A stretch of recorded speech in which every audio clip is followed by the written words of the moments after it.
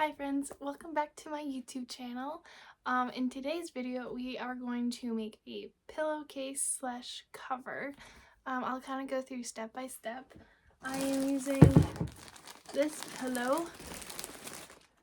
So how I like to make my pillowcases is I like to see the dimensions of the pillowcase that's on the package, and that helps me make the pattern.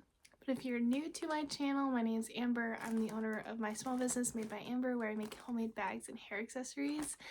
This YouTube channel is kind of like behind the scenes of my business, pattern making, little knickknacks, cleaning, all of those things. So if this is an interest to you, make sure you subscribe and like this video to see more of my content.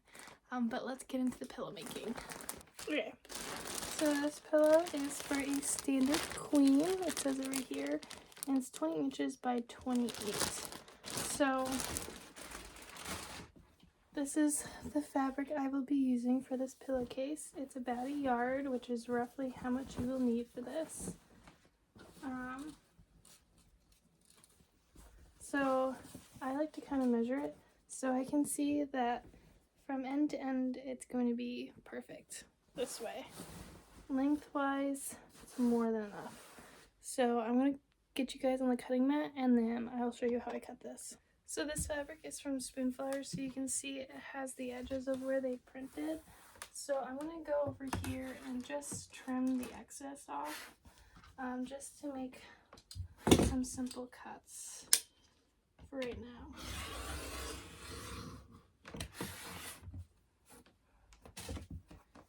So the width of the pillow going this way is 20 inches, so I give about a 1 inch for seam allowance. So I have perfect just enough for 21 inches. So what I'm going to do to cut this excess off here, so I'm going to just fold it like this and just trim it at the 21 mark, like so. And it's 28 inches long, and I like to make a little fold in, so I'm going to cut it at 34.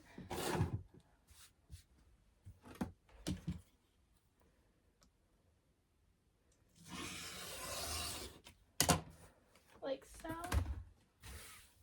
And then what I like to do, because this is a fold, I'm literally just gonna go in with my scissors and just cut it. This doesn't have to be perfect in any means,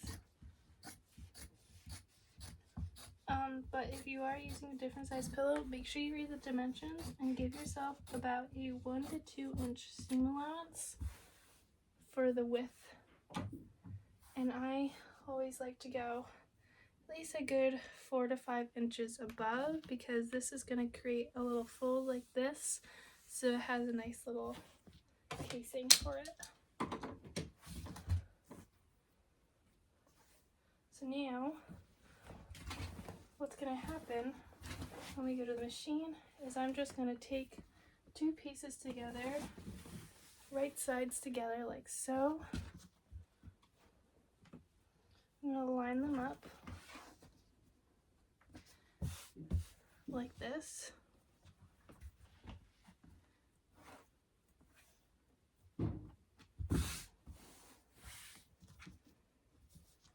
And you can take pins, needles, or you can take needles / pins, or you can take clips.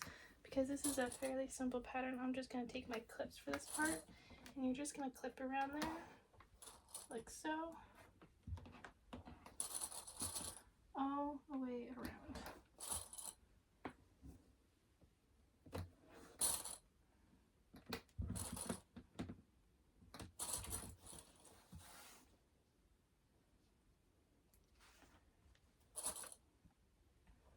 And you are going to leave this open part, one open part like this. You are not going to close this off. And now we're just going to sew around like so, like this. And I will show you guys how I do that. So now at the sewing machine, and you're going to start at one end like so. You're gonna line it up with your presser foot, like so. You're gonna go little back stitch to close it off, and then you're just gonna sew all the way around until you get to the other end.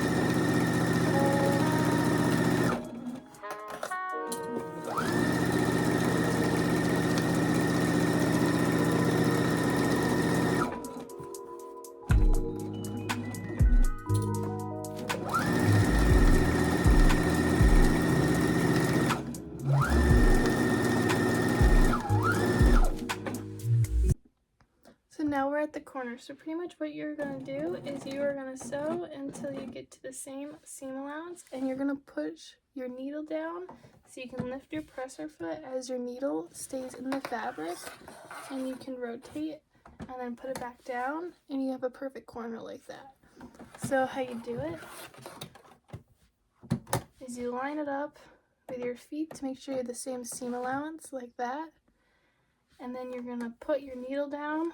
You can either do it manually, like so, or you can use the foot, and you're going to lift your presser foot and just slide it to a 90-degree angle and put your foot down and keep sewing.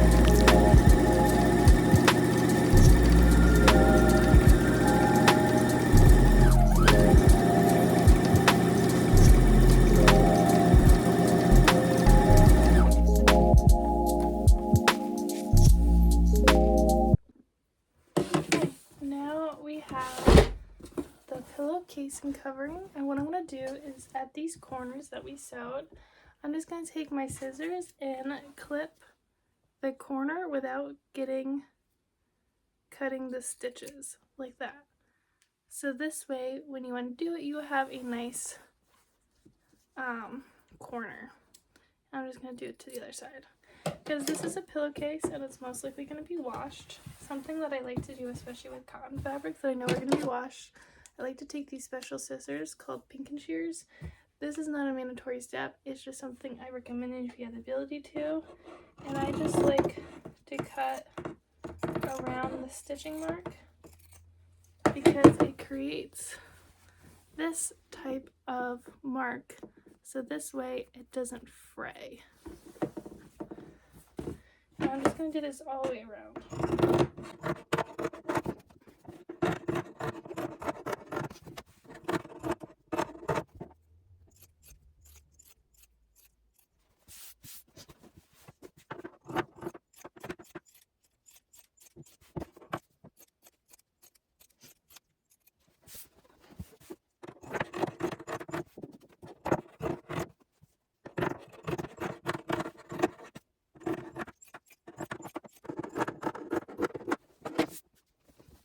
So when we're done with that, it should look like this.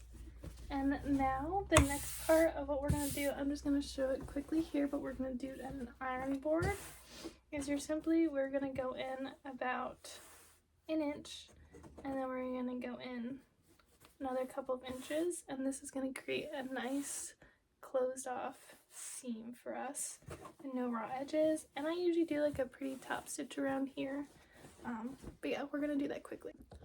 So now that we have our iron starting to warm up, I'm just gonna show you again. We are gonna go in about an inch, and I kind of have a unique way of doing this, so I kind of fold it like this, just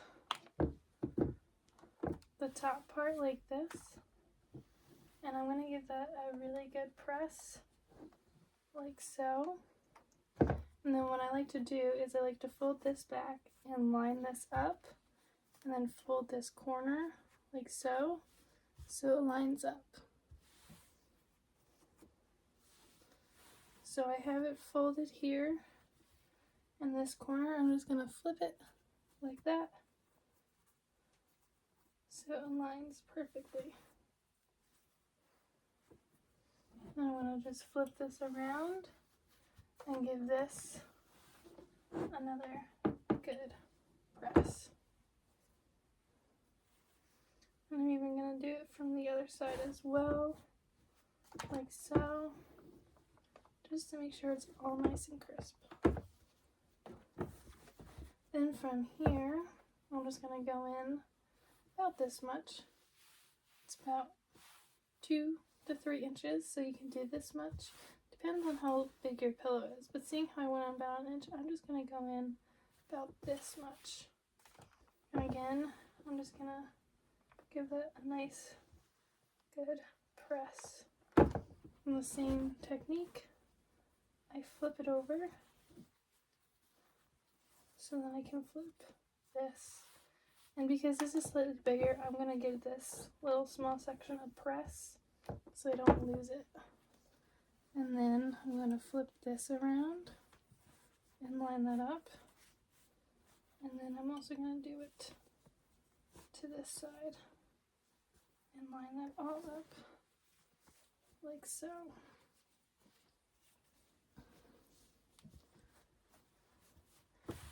And then another good press on all sides, all angles.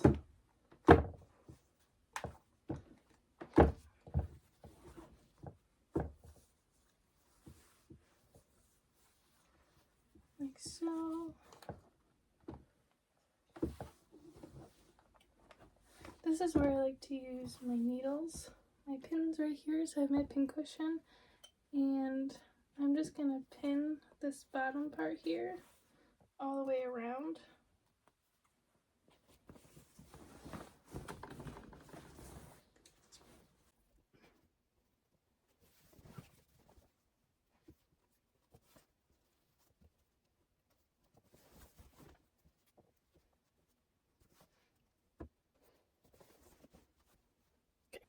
Now that this is done, we are going to make a stitch along right here.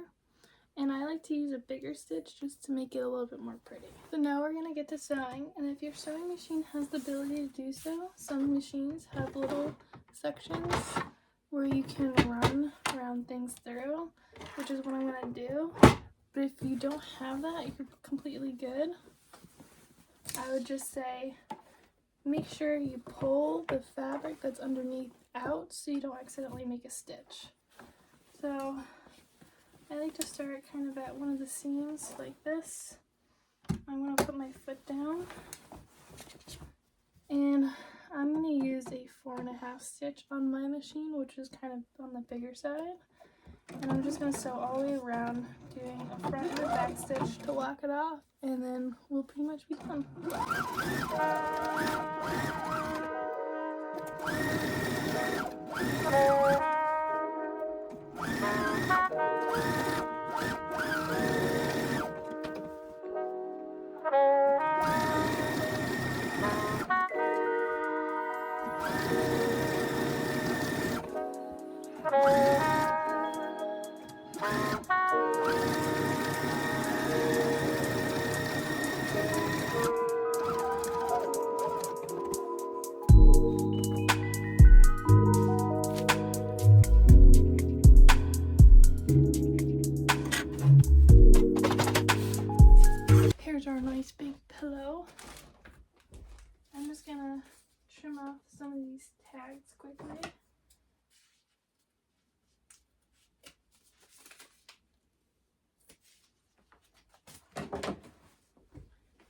time to see if it fits.